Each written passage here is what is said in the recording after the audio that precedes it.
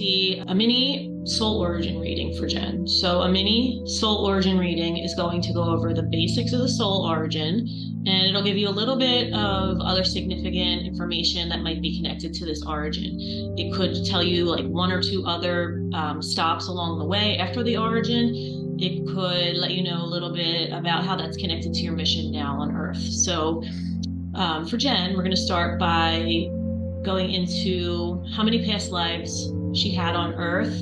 And that could either be in the higher etheric lands of Atlantis and Lemuria. It could be in 3D human lives, or we are also going to relate this to past lives of both of those states across the galaxy. So Jen spent a moderate amount of time on Earth in 3D form. So most of her time on Earth was actually in the higher etheric states, like the lost lands of Atlantis and Lemuria. So she's a very old soul in terms of Earth beings. However, she comes from outside of this galaxy. So she came into this galaxy when things were already developing, rocking and rolling. So you could call her an old soul, relatively speaking, outside of Earth, but a newer soul in terms of coming here. And I don't even mean newer, but newer comparatively to some other older souls who have been here before she was here. So she's an ancient soul, but newer to coming here. She had, so we said she had past lives in Atlantis and Lemuria.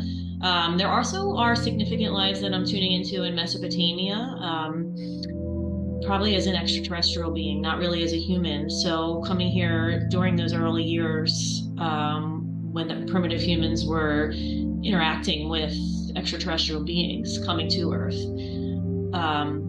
One source even says that connecting with the golden dragon, which will come up later in the reading, will help balance these lives from Atlantis and Lemuria. So this will make sense in a little bit.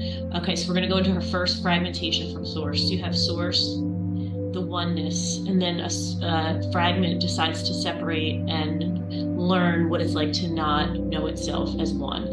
So her very first fragmentation was in another galaxy, and I was tuning into this. It came up through my own intuition, and then I confirmed it with Lilith in her 11th house in her astrological chart. So I'm getting that she actually in this other galaxy carried the energy of the ancient dragons. And I don't mean that this is like she was a dragon flying through the sky, breathing fire. I mean, maybe it was, who knows, but it's more of a type of energy that we could resonate with in terms of the feel of who she was. So a very powerful energy that was in charge of creating, destroying. They have other roles protecting, which we'll find out more about. So she was in the higher etheric states. She was androgynous and service to others. There are other indications in her chart that indicate that she has this connection, like her ascendant is squaring Thuban and a few other places in the Draco constellation. And I'm getting that she was even like as high as the 22nd dimension at this first fragmentation. And when she stepped down, it wasn't into 3D. So when the descent happened, she actually went to the 2D, the second dimension. So if we start with 1D, we're at our most basic rocks, crystals, could be plant life. Some people say plant life is more 2D, animal life, 2D. So she stepped down into 2D. And don't mistake this for being less evolved. Some people actually think that 1D and 2D are more evolved than 3D. We're all equal, but it just depends on the perspective you're taking. As you step into 3D, you have this human consciousness in mind that questions everything you're doing, and it's a little bit different than just existing in these other states. So she steps down first into 2D into the animal realm, still in this other galaxy, and I was getting an aquatic feeling. When I did a shamanic journey and I was tapping into her soul records, I saw tentacles. So that was indication of some kind of sea life.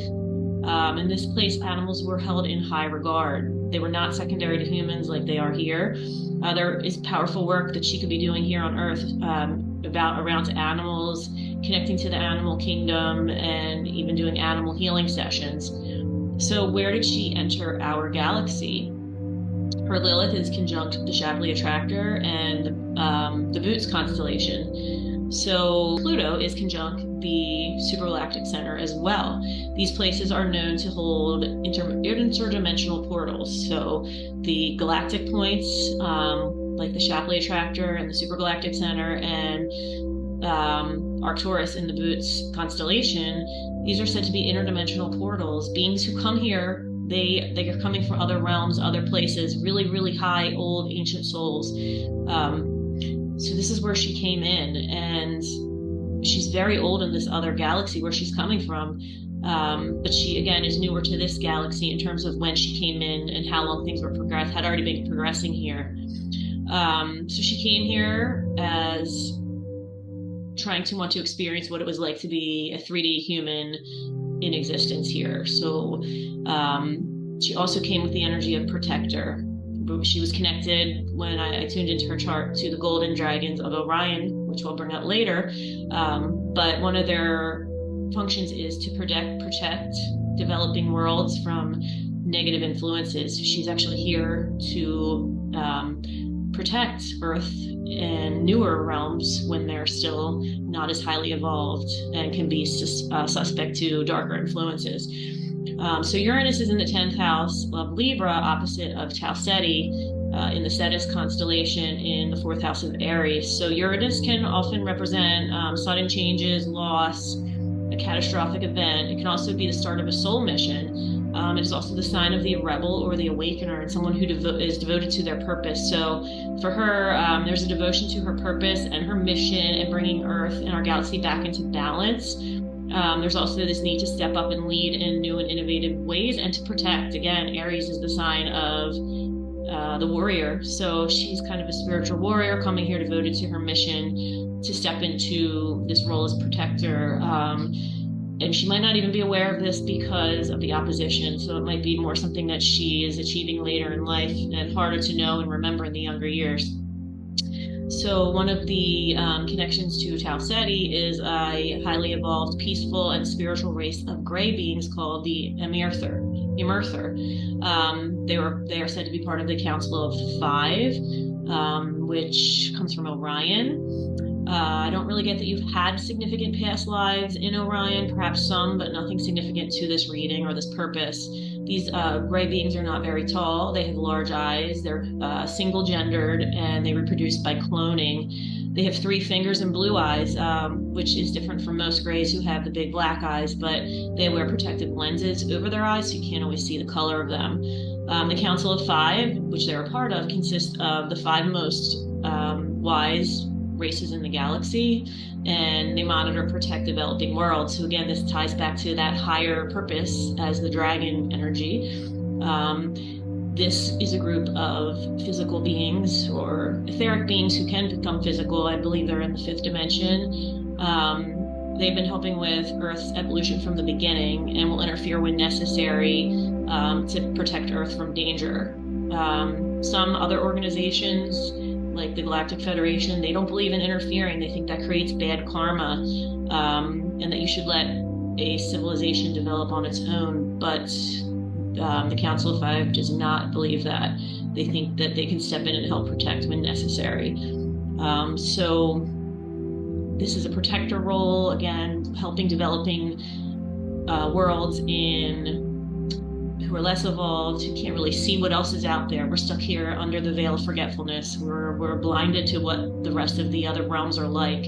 So she is a being who is here with heightened senses to be able to tap into these realms and help others learn to protect themselves. And her energy is also very high vibrational. So one of her missions is to support, to be an anchor of these high vibrational frequencies and to help spread it to others, but also to be the protector against darker energies.